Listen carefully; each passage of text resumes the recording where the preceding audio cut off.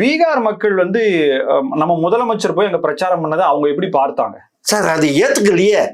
பீகார் மக்கள் இவரு முத்துவேல் கருணாநிதி ஸ்டாலின் அங்க போய் ஏத்துக்கலையே. ஹிந்தில எல்லாம் பேசினாரே சார். என்ன சார் அவரு இந்தியும் தெரியாது, தமிழும் ததிகணம் போடுது அவரு. இவரு போய் ஹிந்தியில பேசுவார் அவரு. அதாவது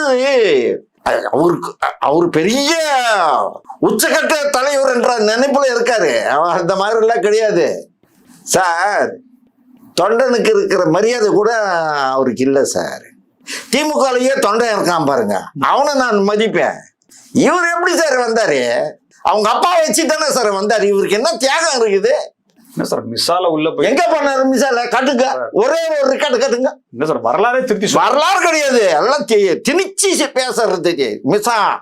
மிசா ஸ்டாலின்ட்டு மிசா பீரியட்ல வேற கேஸ்ல, பொம்பளை கேஸ்ல இவர் போனாரு. அதுக்கு இவங்களே கட்டிக்கிது பட்டம். கேஸுடைய ஸ்டேட்டஸ்ல பார்த்தா இவர் மிசா கைதி கிடையாது.